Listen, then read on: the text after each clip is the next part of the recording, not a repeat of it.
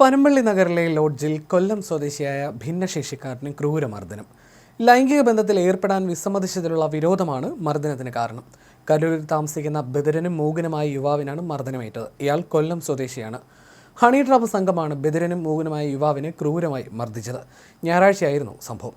Manorama junction സമീപത്തുള്ള ഒരു ലോഡ്ജിലേക്കാണ് ഈ യുവാവിനെ ഹണി ട്രാപ്പ് സംഘം വിളിച്ചു വരുത്തിയത്. ഹണി ട്രാപ്പിൽ കൊടുക്കാൻ യുവാവിനെ വിളിച്ചു വരുത്തിയ യുവതി ഉൾപ്പെടെയുള്ള 5 അംഗ സംഘം ലൈംഗിക ബന്ധത്തിന് വിസമ്മതിച്ചപ്പോഴാണ് യുവാവിനെ മർദ്ദിച്ചത്. സംഭവത്തിൽ 2 പേരാണ് നിലവിൽ പിടിയിലായിരിക്കുന്നത്. ഒന്നാം പ്രതി സഫ്ന എന്ന യുവതി ഉൾപ്പെടെ 3 പേർ ഒളിവിലാണ്. യുവാവിനെ സഫ്ന ലോഡ്ജിലേക്ക് വിളിച്ചു വരുത്തുകയായിരുന്നു. ഇവർ തമ്മിൽ 1 മാസമായി ഇൻസ്റ്റഗ്രാം വഴി പരിചയത്തിലായിരുന്നു. ഇവർ തമ്മിലുള്ള ചാറ്റിംഗ് സഫ്നയുടെ മറ്റൊരു സുഹൃത്ത് കാണുകയും അതിൽ പ്രകോപിതനായ ഇയാൾ സഫ്ന വഴിയും ഭിന്നശേഷിക്കാരനെ യുവാവിനെ റൂമിലേക്ക് വിളിച്ചു വരുത്തുകയുമായിരുന്നു. വൈകിട്ട് 6:30 യുവാവ് ഹോട്ടലിലെത്തി. ഈ സമയം ശുചിമുറിയിൽ ഒളിച്ചിരുന്ന 2 പേരും പുറത്തുനിന്നെത്തിയ 2 പേരും കൂടി മാരകായുധങ്ങളുമായി യുവാവിനെ ആക്രമിക്കുകയായിരുന്നു. ഇവരുടെ മറ്റു 3 സുഹൃത്തുക്കളും കൂടെയുണ്ടായിരുന്നു. ഇവിടെ വച്ച് തർക്കമുണ്ടായതിനെ തുടർന്ന് മർദ്ദനമേൽക്കുകയായിരുന്നുവെന്നാണ് യുവാവിൻ്റെ മൊഴി.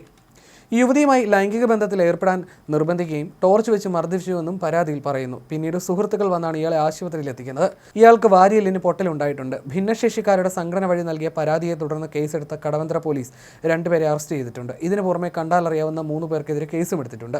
യുവാവിനെ ഭീഷണിപ്പെടുത്തി വിവസ്ത്രനാക്കി സഫ്നയുമായി ലൈംഗിക ബന്ധത്തിൽ ഏർപ്പെടാൻ സംഘം നിർബന്ധിച്ചിരുന്നു. ഇതിന്റെ ദൃശ്യങ്ങൾ ചിത്രീകരിക്കുകയായിരുന്നു ഇവരുടെ ലക്ഷ്യമെന്നാണ് വിവരം.